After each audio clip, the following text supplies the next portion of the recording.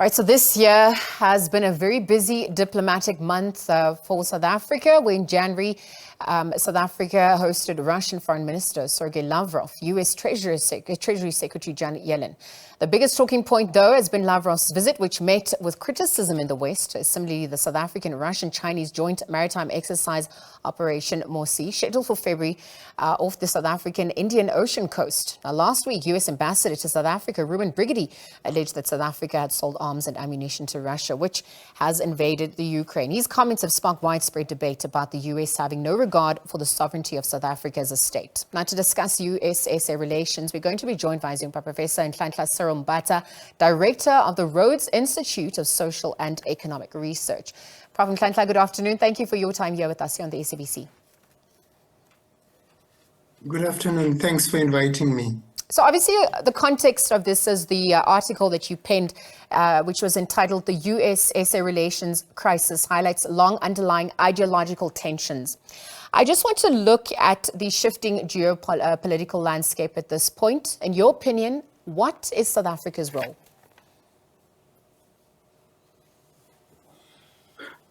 Well, I think rather than what South Africa's role currently is, which at the moment we just sitting on the fence. I mean, I just heard the gentleman who was talking right now, just before me.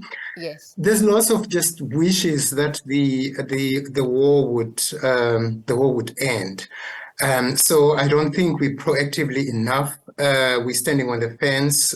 We have not condemned Russia's invasion of Ukraine for various reasons. I mean, some of those include the fact that we're part of Brics.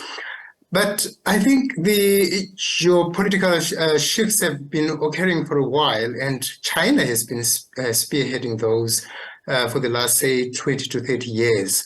But it's been a silent, peaceful economic revolution from China doing this. And Brics really is a brainchild of that economic silent revolution. And South Africa has participated in that.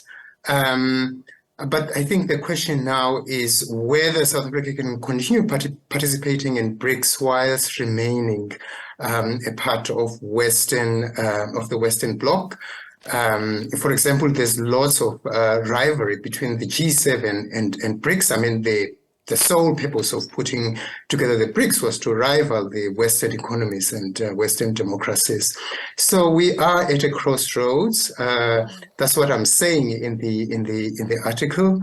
And we have to, I think, be more proactive in calculating and be strategic for ourselves what is at stake for us. That's what Russia is doing right now. That's what China has been doing for the last 20 years. We have to start being proactive too.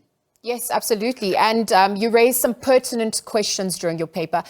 I want to go through it so that we, get the gist of what you were saying. Perhaps we could speak about, how the Russian war in itself has amplified the ideological divisions within South Africa, and what the future the implications is it's going to have on the future generations of South Africa. Help us contextualize that. So the Russian war really just came in to highlight the fact that we've been having this geopolitical shift. But it has also put in the corner countries like South Africa, countries like Brazil and India to make a decision. I have to also say that China is not in favor of the war for obvious reasons, that it has succeeded in its own efforts to develop itself economically and also military. So that's one of the reasons that China has not been proactively supporting Russia as some would have expected. But for South Africa, what this has done is highlight that deeply we've got these, I would call them pre-1994 ideological lines that are now resurfacing, ideological lines that are stemming from the Cold War. And, in many quarters, people see the Russia's war on not just on Ukraine, but on Western democracies currently as a regression back to that era of the Cold War. So what Russia is then doing is highlighting in the country the old divisions that we used to have.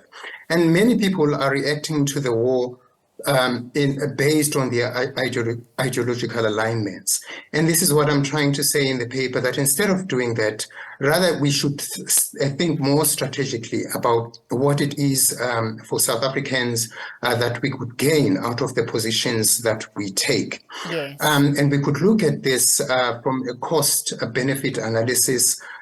We could look at it in terms of whether or not the South African public at this point are willing to be part of the Brics bloc if we were to be pushed into that corner, and who would bear the costs of doing that, and how meaningful the gains would be economically. So, the implications are really going to be long lasting, and the youth definitely would be affected because this is their future. So they need to be more involved in the discussions around the diplomatic position that South Africa is taking in this conflict. Particularly because they're the future generation that will probably have to bear the costs, as you allude to in your paper, both directly and indirectly. Let's jump into that point about the Brics membership. It seems to be the foremost geopolitical rival to G7 at this point.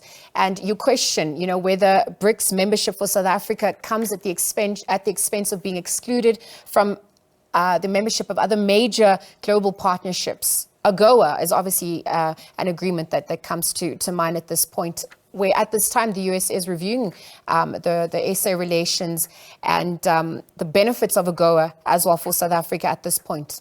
You also say it's got direct and indirect trade costs, which the bulk of the costs are likely to be the burden of the youth, the next generation.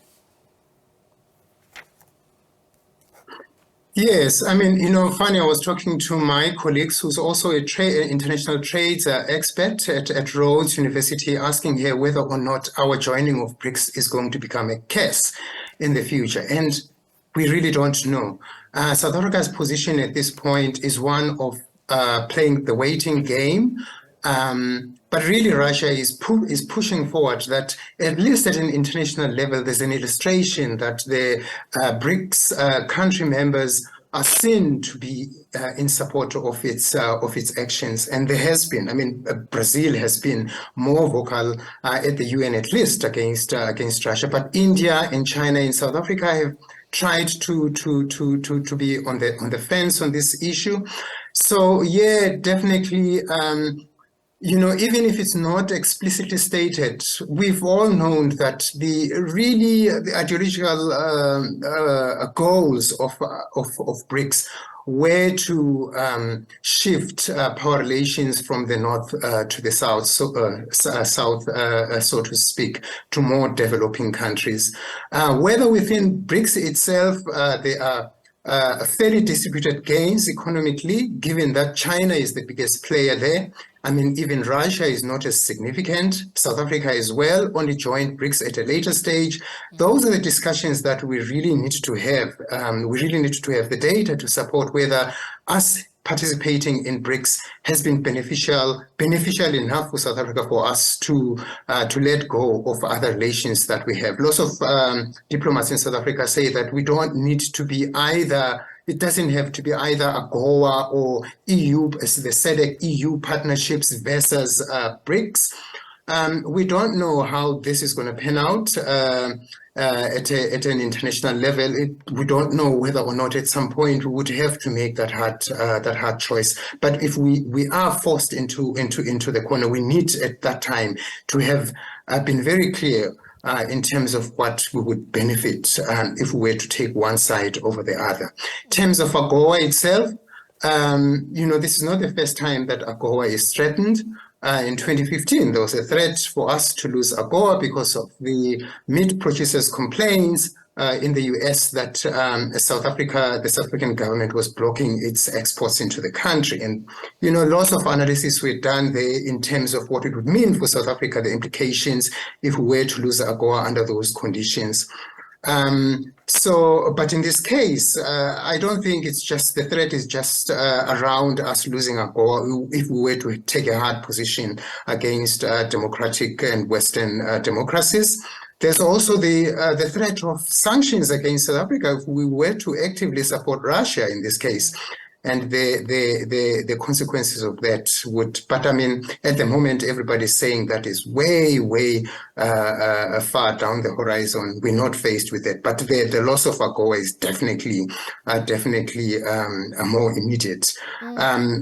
South Africa's trade with the US is second only to China at this point. It's worth more than 14 billion US dollars. Lots of people involved in this are labor. I mean, it's in sectors that are very labor incentives.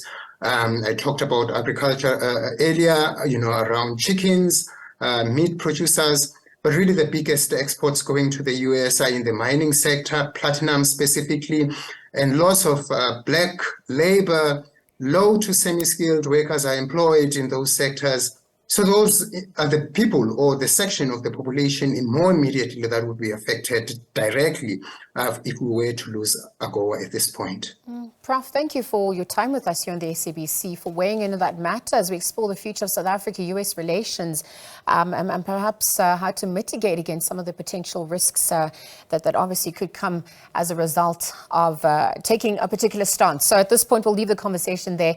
Again, Professor Nhlanhla Cyril Mbatha is Director of Rhodes Institute of Social and Economic Research, just weighing in on the SA-US relations at this time. Again, a developing story that is impacting the geopolitics, the geopolitical landscape as we speak. Let's see what South Africa's position in it entails.